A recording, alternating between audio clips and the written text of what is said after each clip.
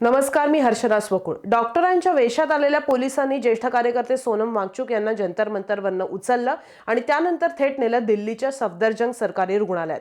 पण त्यानंतर सुरू झाला एक मोठा संघर्ष. रस्त्यावरचा नाही, डायरेक्ट दिल्ली हायकोर्टातला. सरकार विरुद्ध सोनम वांगचुक असा.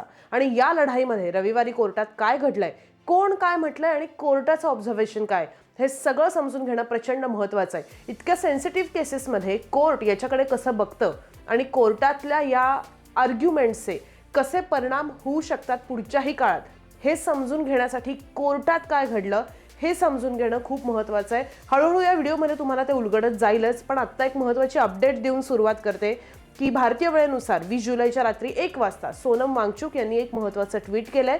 त्यांनी त्यात असं म्हटलंय की मी 20 जुलैला म्हणजे आज माझं उपोषण संपेन, पण त्यासाठी 3 पैकी 1 अट पूर्ण झाली पाहिजे. पहिली त्यांनी अट अशी घातली की सरकारनं या सगळ्या एज्युकेशन सिस्टीम मधलं जे फेल्युअर आहे, जे अपयश आहे आणि पेपर फुटीसारख्या घटनांची जबाबदारी स्वीकारावी. दुसरी, मला आणि CJPच्या नेत्यांना संसदेत जाऊन द्यावं, तिथे विविध पक्षांचे खासदार हा मुद्दा संसदेत मांडण्याचं आश्वासन देतील.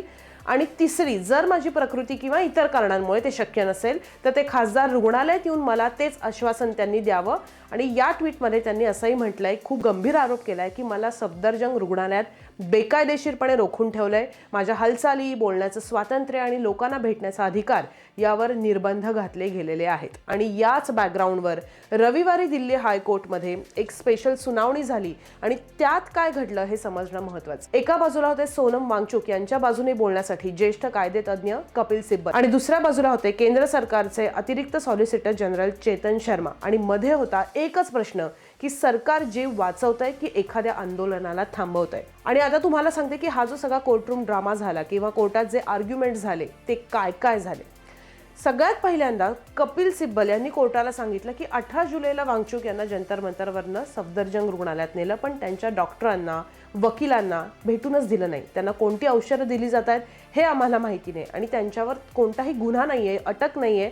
मग त्यांना त्यांच्या चॉईसच्या रुग्णालयात जाण्यापासून सरकार कसं काय रोखू शकतं? मेदांता रुग्णालय त्यांना दाखल करून घ्यायला तयार आहे, असं कपिल सिब्बल म्हणले. सरकारचं उत्तर यावेळेला वेगळंच होतं. सरकारनं असं म्हणलं की 18 दिवसांच्या उपोषणामुळे त्यांची प्रकृती धोक्यात आहे, म्हणून सरकारला हस्तक्षेप करायला लागलाय. सफदरजंग सोबत एम्सचे डॉक्टरही त्यांच्यावर लक्ष ठेवून आहेत. सरकारी डॉक्टरांवर विश्वास ठेवला पाहिजे. देशाचे राष्ट्रपती सुद्धा एम्समध्ये उपचार घेतात, असं सरकारी वकील म्हणले हायकोर्टात. प्रश्न खरं तर विश्वासाचा नाहीये.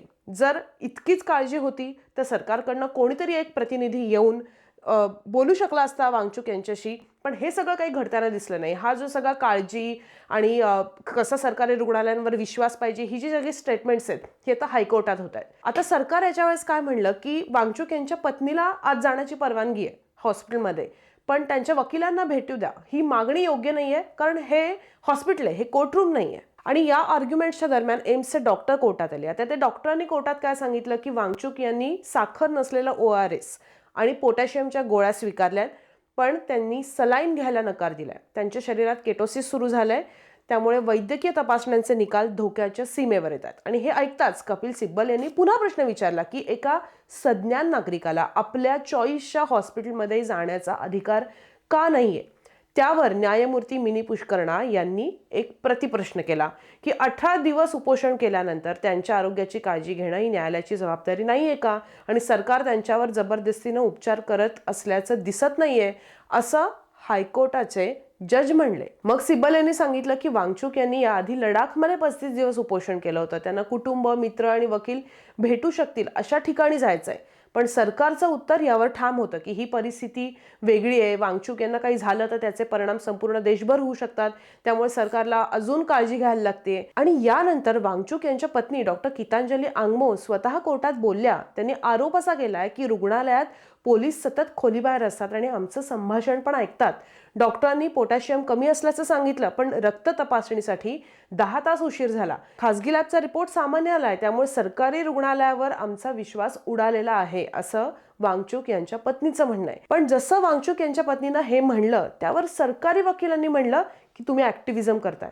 Normal, it was 3.6. So they would have just put him on IV for no reason. They have not put him on IV. No. They say. They were. They could have. And could have is different. They were. Ma'am, this is not an activist platform. This is a court of law. This is a court of law. Ma'am, just one question. This is not Activism can take rest. One question. This is a court of law. If it was life-threatening 2.9, what made them delay it for 10 hours before they gave a sample? They should have immediately allowed me to get a second opinion. If they're so indeed, wanting his health to be okay and concerned about it, Then please cooperate. Please cooperate, madam.